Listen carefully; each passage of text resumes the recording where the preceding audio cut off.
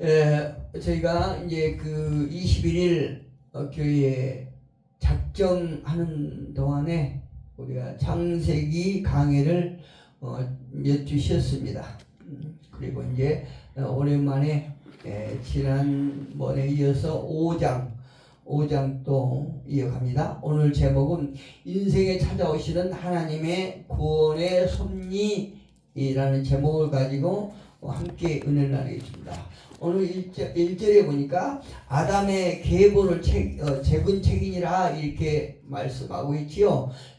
창세기 5장은 아담의 계보를 적은 책입니다. 다시 말씀드리는 아담의 후손 또 후손을 적은 책 아니면 아담의 역사를 기록한 책 또 아담의 생애 내력이라고 하는 어떤 다양한 이렇게 말로 번역할 수 있습니다. 그러나 여기에는 단순히 한 가문의 계통과 혈통 관계를 적어 기록한 족보 그 이상의 의미가 있다는 것을 우리가 염두에 두시고 함께 참여했으면 좋겠습니다. 단순히 그냥 아담 가문의 그 혈통 또 계통 이것을 적은 것으로 끝나는 것이 아니고 그 의미가 있다 이 말씀이에요. 그래서 우리가 말씀을 접할 때 신중하게 또 깊이 우리가 영이 깨어진 영으로 이렇게 함께하면 우리가 많은 어떤 유익과 또 어떤 깨달음이 있을 줄로 저는 확실히 믿습니다. 오늘 우리가 함께 보았던 이 계보에는 하나님의 후속사가 담겨 있고 또 사람을 통해서 일하시는 하나님의 발자취가 선명하게 남아있는 그런 책입니다. 그래서 제가 창세기 처음에 첫 강의할 때 말씀드렸던 것처럼 이 창세기를 우리가 잘 이해를 하시고 창세기를 잘 깨닫고 창세기의 의미를 우리가 잘 이렇게 배워 나간다라고 그러면 나머지 성경을 우리가 이해하는데 굉장히 도움이 됩니다. 그래서 제가 첫 시간에 말씀드린 것처럼 창세기가 굉장히 중요한 책이에요. 물론 이 성경 66권이 우리에게 다 필요하고 다 좋습니다. 그런데 창세기를 우리가 잘 이해하면 다른 책을 이해하기가 쉽다 이 말씀이에요. 그래서 우리가 성경 중에서 창세기가 굉장히 중요하고 창세기를 잘 이해하면 그 다음에 제가 말씀드렸던 것처럼 요한복음도 이제 우리가 함께 강의할 것이고 그 다음에 로마서 그 다음에 어떤 책이라고 그랬죠? 계시록. 그러니까 창세기, 요한복음, 로마서, 또 요한계시록. 우리가 이 성경 66권 가운데 이 네 권의 책만 우리가 잘 이렇게 이해하시고 깨닫는다고 그러면요. 다른 다른 책은 우리가 이해하기가 굉장히 편합니다. 그러니까 그걸 염두에 두시고 우리가 함께 참여했으면 참 좋겠습니다. 본론에 가보면 성경은 어떤 책인가 하는 것을 우리가 먼저 묻고 싶어요. 성경 어떤 책인가를 창세기가 시작하면서 말씀드렸듯이 바로 성경은 하나님의 사랑의 표현, 하나님의 사랑의 표현. 다시 말씀드리면은 관계에 대한 책이다 이렇게 말씀되어 있죠. 우리가 창세기 이렇게 보면요, 우리가 인생을 살아가면서 관계가 얼만큼 우리 인생의 삶에 중요하다는 것을 아시세요. 그러니까 관계라고 그러면은 하나님과 사람과의 관계를 말씀하고 계십니다. 창세기에 보면요, 물론 다른 책에도 그렇습니다. 하나님과 사람과의 관계, 또 사람과의 관계, 그 다음에는 자연과 사람과의 관계를 통해서 복을 주시고자 하시는 하나님의 뜻이 담겨있는 책이다 이렇게 볼 수 있어요. 오늘 본문에도 보니까 2절에 보니까 하나님께서 남자와 여자를 창조하셨고 그들이 창조되던 날에 하나님이 그들에게 복을 주시고 그들의 이름을 사람이라 일컬으셨더라 이렇게 말씀하고 있죠. 하나님께서 저와 여러분에게 하나님의 형상대로 지으신 것은 우리에게 복을 주시고 그 복을 통해서 하나님을 찬양하게 하신 것이 하나님의 목적이고 또 이 책을 기록한 것이다 이 말씀이에요. 1절과 2절에 보니까 1절에는 이 책이 아담의 계보를 적은 책이다 말씀하고 계시고 하나님이 사람을 창조하실 때에 하나님의 모양대로 지으시되 2절 남자와 여자를 창조하셨고 그들이 창조되는 날 복을 주시기 위해서 이렇게 지으셨다고 말씀하고 계시죠. 하나님께서는요 천지를 창조하실 때 다른 피조물들처럼 단순하게 지으신 것이 아니라 하나님의 영의 형상대로 지으셨다. 누구를? 인간을, 사람, 저와 여러분을.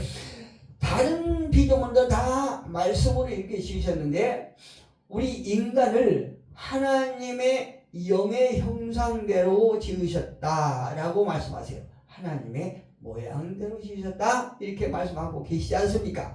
그렇기 때문에 사람은 어디에서 무엇을 하든지 하나님과 연결된 영적인 삶을 살아가야 하는 존재예요. 예.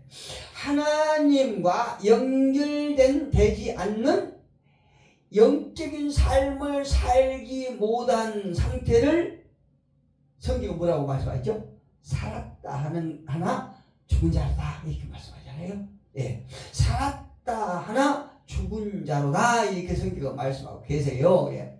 우리가 어디서 무엇을 하든 저와 여러분은 영적인 삶을 살아야 그게 바른 삶이라는 것을 알고 인간의 본분이라는 것을 우리가 알 수 있습니다. 예. 그러나 아담은 하나님을 복으로 삼고 순종하며 복된 자리에 머무는 것이 아니라 몸과 또 눈과 마음의 욕구와 그러니까 하와가 사단이 하나님의 말씀을 애국했을 때에 하와는 하나님의 말씀을 잘 알고 있었거든요. 아담도 하나님의 말씀을 잘 알고 있었거든요.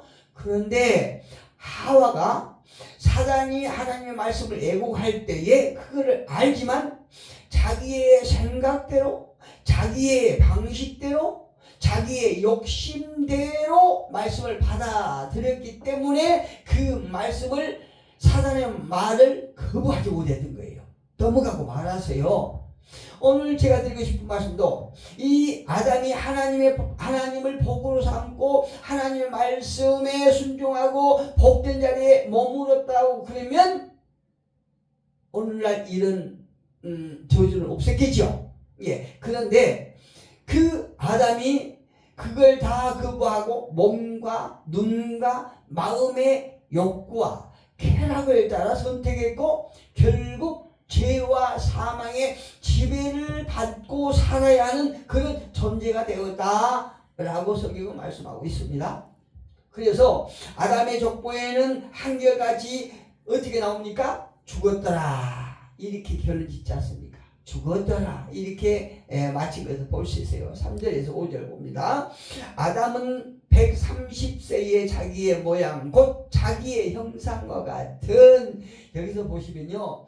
하나님은 저와 여러분을 지으실 적에 하나님의 형상대로 지으셨어요. 그런데 여기서 3절에 보니까 아담은 자식을 낳아서 자기 형상대로 죄가 있는 형상대로 낳았다는 얘기입니다. 자기의 형상과 같은 아들을 낳아 이름을 셋이라 하였고 셋은 아벨의 대신해서 하나님께 주신 자식이죠. 예.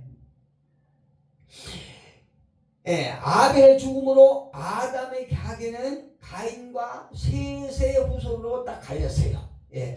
가인과 아벨의 후손에서 가인과 셋의 후손으로 딱 갈리는 걸 볼 수 있습니다. 에덴 동산에서 쫓겨난 아담과 하와는 단순히 부족함이 없는 유토피아와 같은 곳을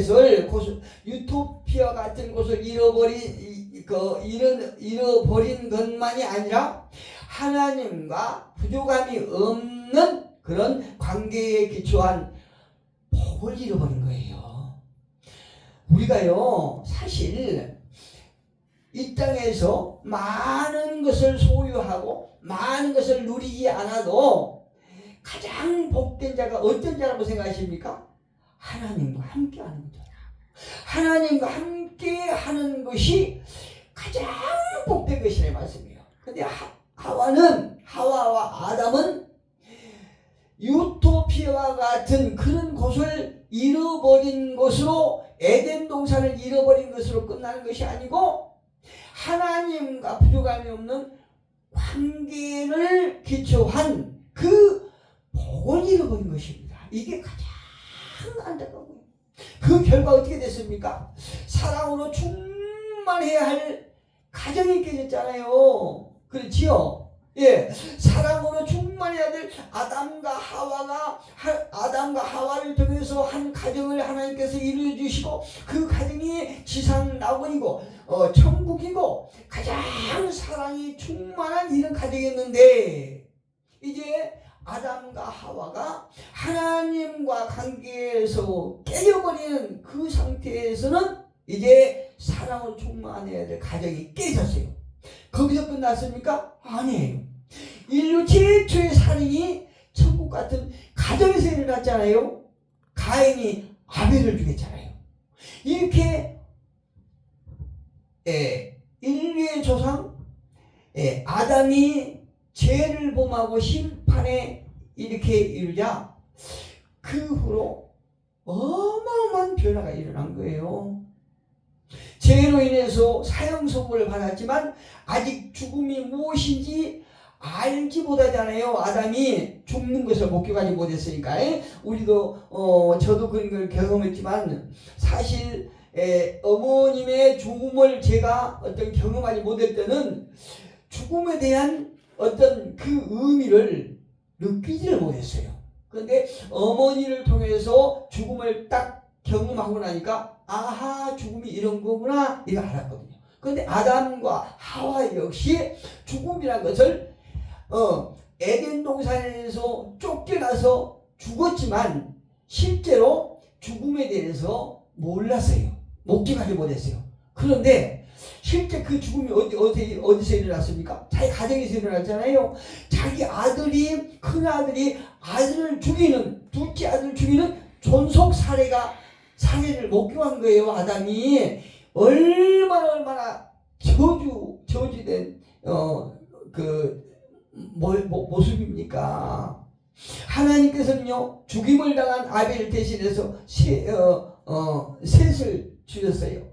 이제 죄로 인해서 타락한 아담은 자기의 형상과 같은 아들을 낳았기 때문에 그 이름을 셋이라 한 것이에요. 하나님의 형상이 망가져버리는 아담, 자기의 형상 같은, 자기의 형상 닮은 그런 아들을 낳았어요.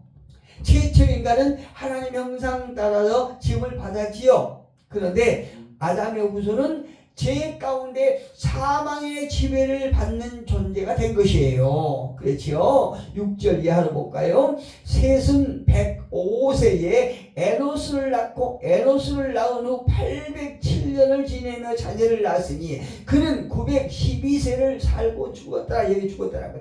에노스는 90세에 게난을 낳고 게난을 낳은 후 815년을 지내며 자녀를 낳았으며 그는 905세를 살고 죽었더라. 이렇게 계속 죽었더라고요. 인간에 죽었더라. 여기서 보면 중요한 내용이 나오는데요. 아담은 130세에 셋을 낳았지요.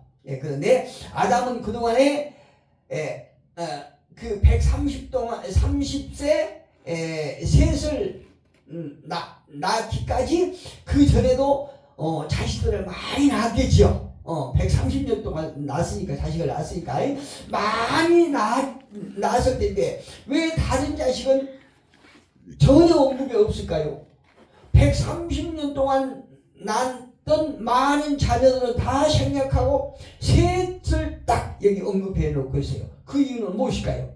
이것은 단순히 어떤 아담의 계보를 기록하기 위한 그 내용이라기보다는 인간을 죄로부터 구원하시려는 하나님의 섭리를 내시고자 하는 그 의도예요.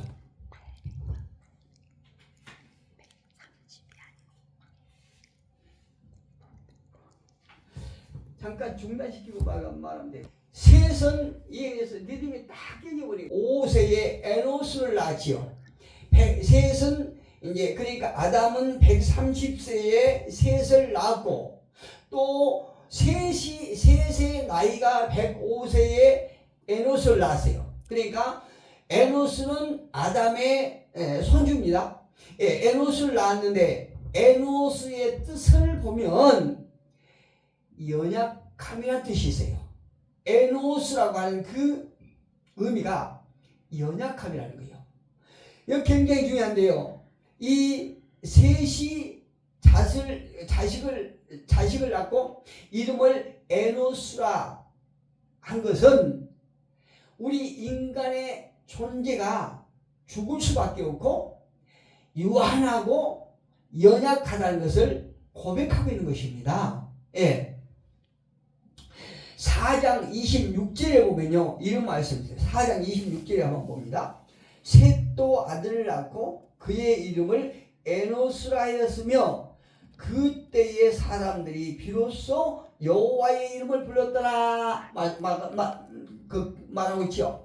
여호와의 이름을 불렀다는 것은 그 전에는 인간의 연약함을 인정하지 않았다는 얘기입니다. 여호와를 찾지 않았다는 얘기예요. 그런데 이 셋이 자식을 낳고 여호와의 이름을 불렀는데 비로소 여호와의 이름을 불렀더라 이렇게 말씀하고 있지요. 그러니까 지금까지 인간의 존재에 대해서 연약함도 또 죽는다는 사실도 인정하지 않았다는 것입니다.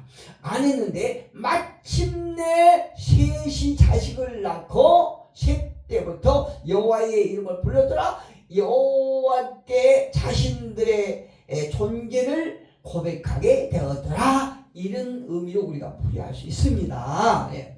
비로소 인생의 연약함과 한계를 깨닫고요. 인생은 단지 에노스 같은 존재일 뿐임을 선포했음을 알 수 있어요. 우리 인간은 연약하고 죽을 수밖에 없는 존재다. 우리는 참 유한하다. 이것을 하나님 앞에 고백하고 있는 것이다 이 말씀입니다. 그가 이제 그가 누굽니까? 에노스예요. 자신들의 어떤 유한함과 연약함과 언젠가는 죽을 수밖에 없다는 그런 이제 완전히 깨달은 후에 70세에 누구를 낳습니까? 마할랄엘을 낳았어요. 마할랄엘을 낳았는데 이름의 의미는 여러분 아시다시피 마할랄은 어떤 것이냐면 찬양이에요. 찬양이라는 의미가 있어요. 찬양과 렐은 무엇입니까? 렐은 엘 하나님, 하나님을 뜻하는 엘. 그러니까 찬양과 엘의 합성어를 이렇게 합성어로 마할랄엘이라고 하는 것은 하나님께 찬양한다. 이때부터 이제 인간이 본격적으로 하나님을 의지하게 되는 거예요. 하나님을 찬양하게 된 것입니다. 18절에 이하를 한번 볼게요. 18절 창세기 5장 18절 이하를 보니까 야렛은 162세에 에녹을 낳았고 에녹을 낳은 후 800년을 지내며 자녀들을 낳았으며 그는 962세를 살고 죽었더라. 에녹은 65세에 무두세라를 낳고 여기서 에녹이 나오죠. 에녹이 이제 본격적으로 18절부터 에녹 시대의 족보와 그 생애에 대한 내용이 나와요. 18절부터 에녹은 이제 우리가 잘 아는 것처럼 어떤 아담의 그 계보가 10명으로 구성됐어요. 10명으로 구성됐는데 이 에녹은 7번째예요. 10명의 아담의 계보 중에서 7번째로 기록이 됩니다. 누가요? 에녹이. 예. 근데 에녹의 죽음은 족보가 아주 계속 나열된 사람들 중에 유일하게 죽음을 맛보지 않는 사람이죠. 우리가 너무나 잘 이렇게 많은 그 횟수를 통해서 설교를 들었고 설교를 하잖아요. 에녹은 죽음을 맛보지 않는데요. 전부 그 아담의 계보에서 다 죽는 그 족보 가운데 7번째로 딱 기록이 된 에녹은 그 많은 죽음의 족보 가운데 오직 죽음을 맛보지 않는 사람으로 기록되어 있는 것이에요. 히브리서 11장 5절을 보니까 에녹에 대해서 이렇게 나옵니다. 믿음으로 에녹은 죽음을 보지 않고 옮겼으니 하나님이 그를 옮기심으로 다시 보이지 아니하였느니라. 그는 옮겨지기 전에 하나님을 기쁘시게 하는 자라. 할렐루야. 그는 옮겨지기 전에 하나님 나라로 옮겨지기 전에 하나님을 기쁘시게 하는 자라. 이것이 죽음을 맛보지 않고 옮겨진 그 이유란 얘기예요. 하나님을 기쁘시게 했다는 것이에요. 예, 그것이 하나님을 기쁘시게 함으로 그가 죽음을 맛보지 않고 하나님 나라로 옮겨졌다는 얘기입니다. 에녹은 그러니까 하나님을 기쁘시게 하는 삶을 살았다는 얘기입니다. 에녹이 그렇다면 어떻게 하나님을 기쁘시게 하는 삶이었는가 하는 문제가 있죠. 그런데 성경은 그걸 자세하게 말하고 있지 않고 있어요. 그런데 창세기 5장 22절로 24절에 어떤 말씀을 하고 있냐면 22절 24절 보니까 무두셀라를 낳은 후 300년을 하나님과 동행하며 자녀를 낳았으며 에녹의 그 삶의 내용이죠. 에녹이 무두셀라를 낳은 후 300년을 하나님과 동행하며 자녀들을 낳았으니 그는 365세를 살았더라. 에녹이 하나님과 동행하더니 22절에 동행하며 300년을 하나님과 동행하며 자녀를 낳았으며 24절에 에녹이 하나님과 동행하더니 하나님이 그를 데려가심으로 세상에 있지 아니하였더라. 이렇게 말했어요. 하나님 기쁘시게 하는 그 조건이 무엇이다고요? 하나님과 동행했다는 것입니다. 하나님과 동행이 하나님과 함께 걸었다는 얘기예요. 예전에 제가 이런 예화를 들은 적이 있습니다. 어떤 교회에 새신자가 들어왔어요. 새신자가 들어왔는데 그 새신자가 이제 설교를 듣고 말씀을 받고 구원을 받았어요. 예, 영적인 구원을 받았습니다. 그래서 그가 구원받은 은혜로 열심히 하나님 앞에 기도합니다.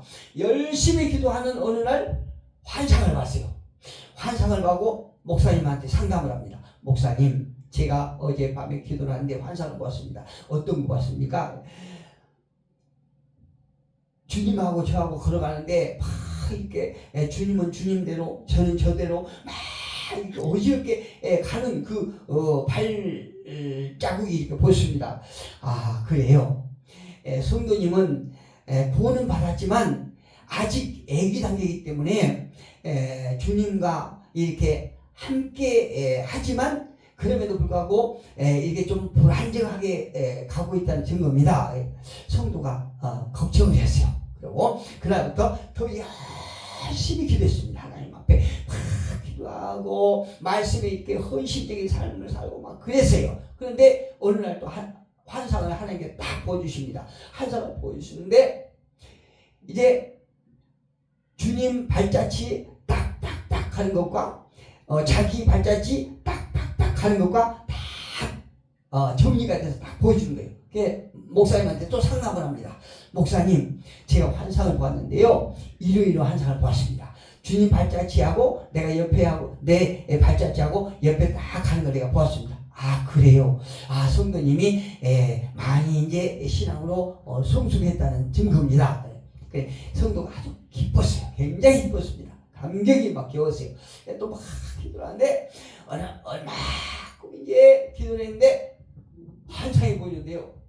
딱 발자국이 딱 2개밖에 안 나오고 2개밖에. 성도가 고민돼가지고 목사님하고 상담했어요. 목사님, 제가 열심히 기도하고 열심히 헌신하고 그런데요, 어제 환상을 보았는데 발자취가 딱 2개밖에 안 나왔어요. 목사님이 너무나 좋아서 깔깔 웃으면서 성도님, 이제 완전히 주님 안에 성도님이 함께 가고 있습니다. 이런 말씀을 딱 목사님이 해주셨다는 그 이유가 있었어요. 여러분, 우리가 이런 삶을 살아가는 것이 가장 복된 줄 믿습니다. 그리고 에녹이 그런 삶을 살았다는 얘기예요. 하나님과 함께 걷고 하나님께 엎혀서 이렇게 갔기 때문에 발자국이 딱 2개밖에 안 나와요. 예, 이 동행의 에녹이 하나님과 동행했다는 것은 하나님과 함께 걸었다는 뜻이에요. 에녹은 300년 동안 하나님과 동행했고 하나님은 그를 데려가셨다, 이렇게 성경 기록하고 있습니다. 아담 계보 신명의 수명을 보면요, 제가 딱 계산기를 딱 해봤더니 평균 수명이 857세예요. 아담의 그 10명 아담 계보 중에 10명의 수명을 딱 해보니까 평균 857세예요. 평균. 그러니까 이 땅에서 이제 평균 나이가 857세인데 에녹은 몇 년 살았다고요? 365년 살았어요. 그러니까 에녹이 365년을 빼면, 에녹을 제외하면 나머지 수명은 평균 912년을 살았다는 얘기예요. 912년을 살았는데 에녹은 그들에 비해서 아주 작게 살았잖아요. 한 3분의 거의 1박 1 조금 더 살았어요. 다른 그 조상들보다도 3분의 1 조금 더 살았어요. 그러니까 다른 조상들에 비해서 아주 짧게 살은 거죠. 그런데 아주 짧게 살았지만 이 에녹은 다른 조상들보다도 오래 살기를 소망하고 욕망하는 그런 어떤 다른 후손들에게 어떤 메시지를 주었느냐, 인생은 어떻게 살아야 하는지를 아주 짧게 살았지만 분명한 메시지를 남겼다는 걸 알 수 있어요. 에녹이, 우리가 옛말 있잖아요, 길게 가늘게 살고 살 것보다는 짧게 굵게 살아야 된다고 그러잖아요. 이게 여러분 앞으로 뭐 100세 시대, 120세 시대 그런다고 그러지 않습니까? 그런데 80세, 75세까지 건강하다가 나머지 인생을 골골하고 요양원에 누워서 20년, 30년 살면 그 인생이 뭐 좋은 인생이었습니까? 아니에요. 우리가 건강하게 사는 날 동안 조금 덜 살더라도 건강한 인생을 살아야 돼요. 하나님을 기뻐하는 인생을 오래 안 살지만 기뻐하는 인생을 건강한 육체로, 건강한 정신으로, 또 충만한 영으로 하나님과 함께 동행하는 삶을 살아야 된다는 얘기입니다. 에녹이 그런 메시지를 남기는 거예요. 당시 많은 사람들의 수명이 900년을 넘게 살면서도 에녹에는 그 누구도 인생을 어떻게 살 것인가 고민한 사람이 없었어요. 그냥 그렇게 그냥 주어진 시간대로 살았거든요. 그저 죄악 중에서 태어나서 죄악 중에 죽음을 맞이한 인생들 뿐이었다는 얘기입니다. 근데 25절 이하로 보니까 어떤 말씀이 있느냐, 무두셀라는 817세에 라멕을 낳았고 라멕을 낳은 후 782년을 지내며 자녀를 낳았으며 그는 969세를 살고 죽었더라. 라멕은 182세에 아들을 낳고 이름을 노아라 하여 이르되 여호와께서 땅을 저주하심으로 수고롭게 일하는 우리를 이 아들이 아니하니라 하였더라. 라멕은 노아를 낳은 후 595년을 지내며 자녀를 낳았으며 그는 777 죽었더라. 노아는 500세 된 후에 셈과 함과 야벳을 낳았더라. 이렇게 말씀하고 있지요. 여기서 보면 무두셀라는 187세의 라멕은 182세의 노아의 뜻이 그러면 무엇일까? 신다는 거예요. 노아의 이름은 신다는 것이고, 안식하다는 얘기입니다. 노아의 의미가 안식하다는 의미예요. 라멕은 하나님의 저주로 사람의 일생 동안 얼굴에 땀을 흘려야 먹을 것을 먹고 수고해야 하는 삶을 알았기 때문에 노아를 통해서 쉼을 얻고 싶었어요. 안식을 얻고 싶었어요. 우리가 그러잖아요. 너무나 이 땅에서 역경이 많고 고난이 많고 핍박이 많고 환난이 많으면 내가 주님 나라에 빨리 가고 싶구나, 이런 마음하고 똑같습니다. 이 라멕이 너무나 일생이 어떤 수고해야 먹을 것 먹고 마실 걸 마시는 그 인생에 너무나 피곤했기 때문에 노아를 딱 낳고 나서 이제 나에게도 쉼을 얻고 싶구나, 내가 안식을 누리고 싶구나, 이런 희망사항을 그 아들 노아 이름 속에서 우리가 알 수 있다 이 얘기입니다.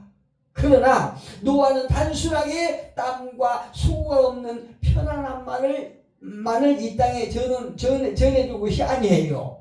하늘에서 물이 쏟아져 모든 것을 삼켜버리는 심판 속에서도 하나님의 샬롬을 이 땅에 전해준 것입니다. 할렐루야. 하나님의 평안을 전해준 것이에요. 오늘 말씀 결론을 보면 노아는 500세를 지내면서 셈과 함과 야벳을 낳았어요. 아담의 계보를 통해서 죄와 사망의 지배 아래 있는 우리 인생에 찾아오시는 하나님의 구원을 발견할 수 있는 것입니다. 노아의 인생을 통해서요. 오늘 제가 창세기 처음 강의할 때에 어떤 창세기가 중요하다는 그 말씀을 이렇게 종종 계속 드립니다.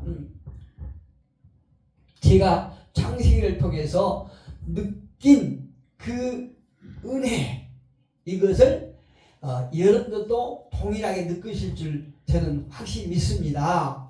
창세기가 참 중요하고 창세기가 모든 것의 기원이기 때문에 이 창세기를 잘 우리가 이해하고 깨달으면 나머지 성경을 우리가 보는데 굉장히 시야가 넓고 깊이가 있을 줄로 확실히 믿습니다. 그래서 우리가 창세기 강의를 통해서 많은 은혜가 되고 하나님의 이 구원의 섭리, 그러니까 사람을 통해서 구원해 가시는데 그 구원해 가시는 섭리가 정말 오묘하고 정말 깊이가 있다는 이것을 우리가 잘 깨달으시고 우리가 신앙생활에 성공하는 승리하는 저와 여러분이 되기를 예수 이름으로 축복합니다.